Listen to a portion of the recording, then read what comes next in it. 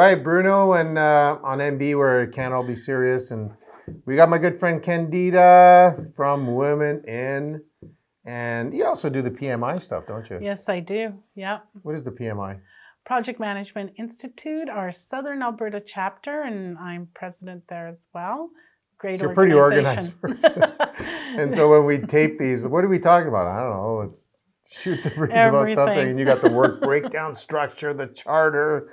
I don't know what's going on here. But we are going to talk about, we talk about future work, future women, and now we're going to talk about the future of women at work or in the workplace.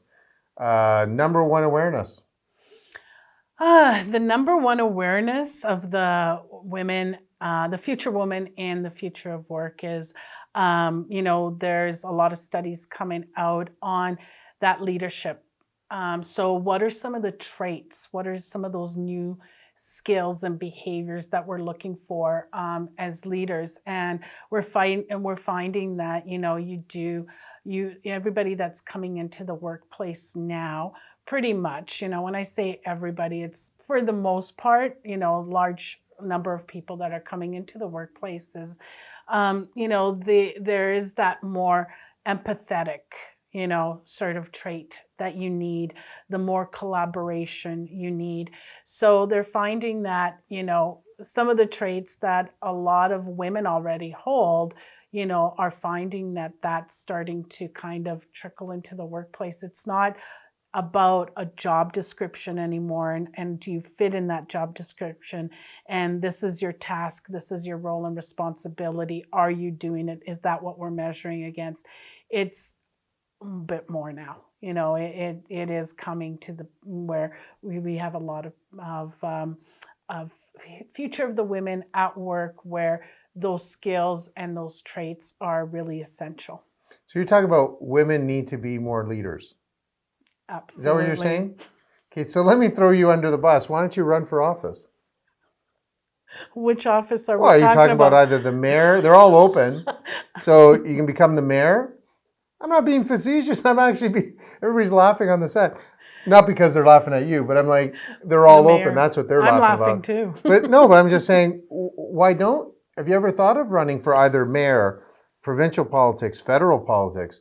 I think, I know this is about women's future and work, but I'm saying, why don't we start off with some really, really smart people, notwithstanding, we've never had a woman prime minister. Well, we had Kim Campbell for a little bit. Yeah. But have you ever thought about it? Like you're around some really smart women. Oh, absolutely. And personally Have you thought about it? Oh, it's crossed my mind. But Bruno, if you really look at the roster of what's coming out this year of who's running in different ridings, we have some pretty smart women. Yeah, so I know that. But have you ever thought? I'm actually being serious because I know the group that the women. Leading me to, but I want you to run for mayor, for especially some of the people on WomenIN. You have some extraordinary people on that board. Yes. It was actually in this room here that I first met some people, and I can throw some names out, can I? Sure, absolutely. You got Heike. Mm-hmm. Can you imagine her as prime minister? Caitlin Bullock, and yourself, and I have. Who else you got there? They got Ines, you got we can Tara's go on. The new one I met. That's exactly it. We have Sharda now, and we have Allison, and we've got an advisory committee with Erin and Diane. We just have such a great board and committees that are just, the minds are brilliant. And if you guys ran the country, you wouldn't need any hydro companies. Because the energy that you guys bring to the room, and I'm not trying to be funny or sarcastic, it's just like, whoa. And I got to give you a non-women little kudos out there, is if it wasn't for our at MegaPixx, our VP, Greg Belanger, exactly. Right? He kind of helped put this all together because, he's the one that brought it to our attention. He thought it was amazing. And poor Greg never gets any recognition in this whole thing, and boy oh boy, if it wasn't for him, none of us would be here connected anyways. You Absolutely. Probably would have had it. Well, and it was through Heike, because they know each other in a past life here. Yeah, Heike, and I remember when Heike came and said, oh, I don't know, I don't know if I spoke out of turn, but this is what I was talking to Greg about, and they're excited to do this. And this was like a year ago where we just started, and we're thinking about, what are we going to be when we grow up? And I remember saying, oh my goodness, Heike, we have the cart before we even have a horse.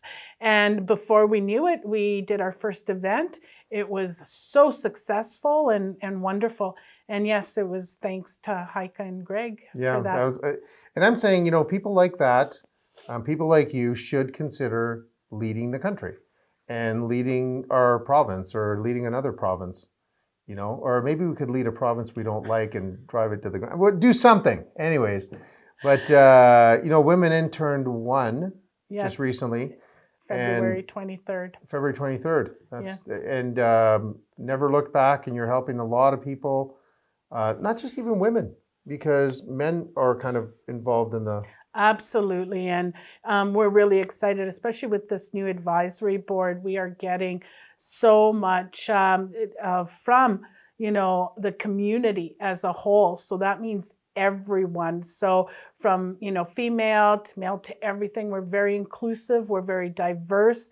We do have a group that's actually working in that area too, so that we do become even more so. But, on this advisory committee, we have, anywhere from, younger, especially male, that really want to say, hey, I've seen my mom, raise us on her own as a single parent. I have a sister that says, so I do want to make this better for them. And they're part of, and then we're also having men CEOs or in VP or higher level executive positions that have retired. And they're sitting where they're saying, I've seen, how hard it was for them to move up. And, and so they do really advise and give us a whole bunch of recommendation on what's the difference from a resume, that comes in that from a woman and a man, and saying, okay, why aren't the qualifications the same?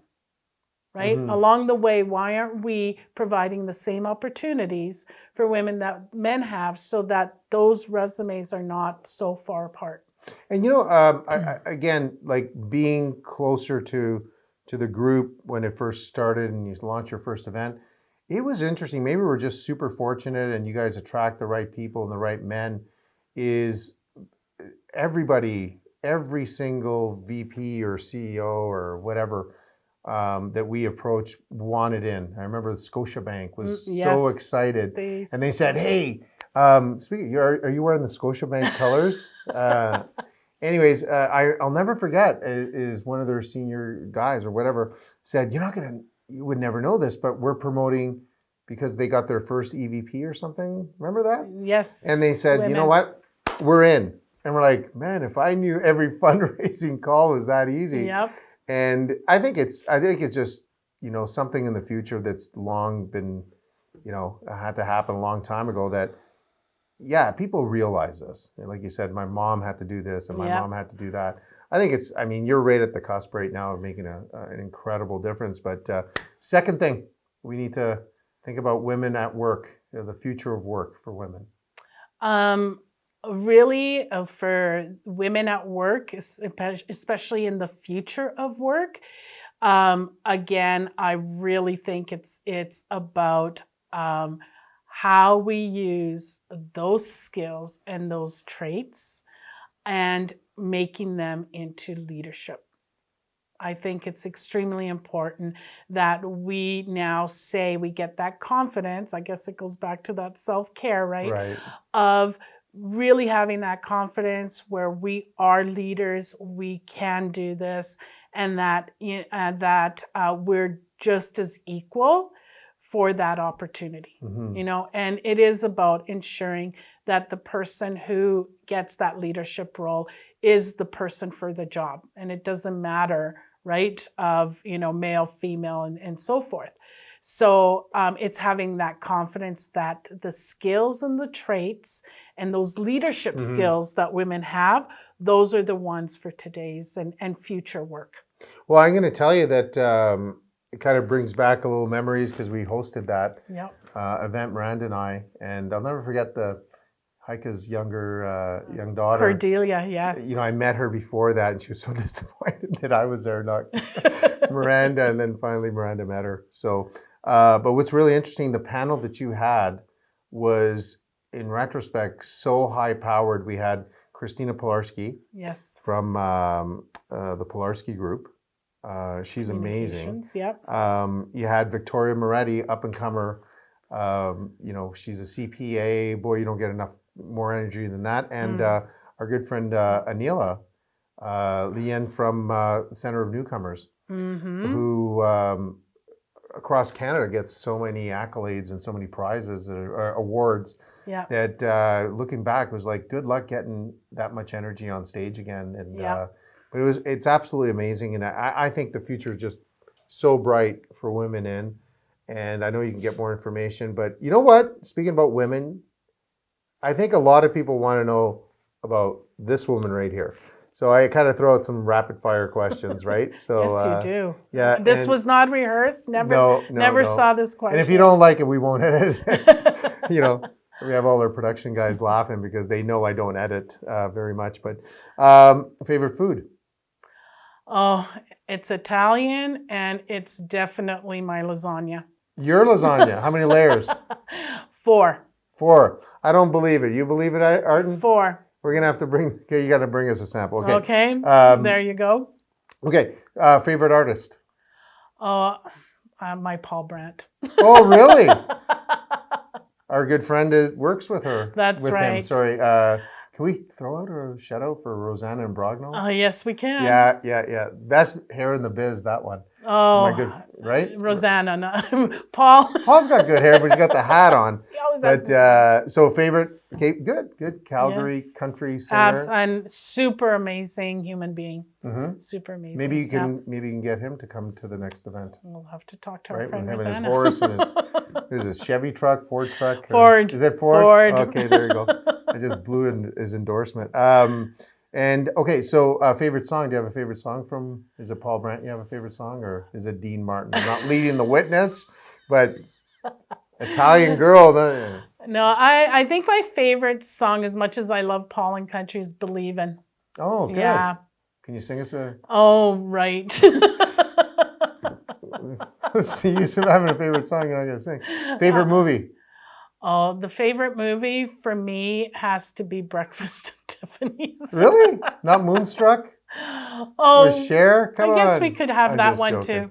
too. Okay, so favorite place to visit if you could? You visited already? No, I think I haven't visited yet, but I would like to go to Jerusalem. Oh, wow. Yeah. What would you want to do there? Just kind of see the whole, biblical story part of things. I think it's just one of those things on the bucket list, right? That you just really want to see. Hopefully things will open up and we'll see it. You'll get there. Yeah. So this is the kind of the time of our show that you get to ask me one question. I'm always worried to ask Candida, ask me a question because there's like 50 of them, but I do ask one.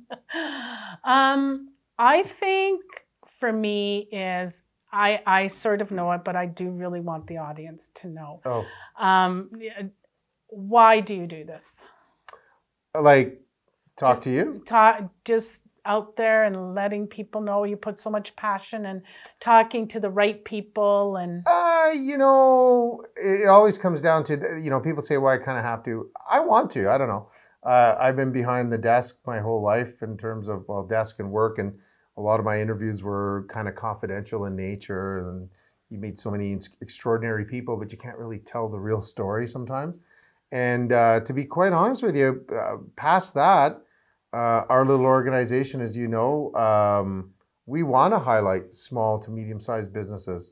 It has not been easy for a lot of people, and we're just trying to, highlight WomenIN, highlight some of the people that you've mentioned at their jobs, because I think people need to know that they're extraordinary. And I think that more and more people are finding out that it's the not so popular people that are extraordinary, right? There's popularity is effectiveness.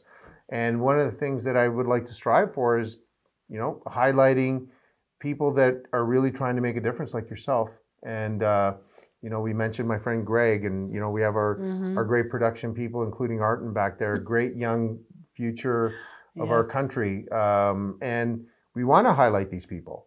And that's kind of what I do. I mean, it's kind of fun, but it's also, I think if we can help people grow their businesses, grow their organization, grow their awareness, I don't know, it's kind of fun. Yeah. What else are you going to do?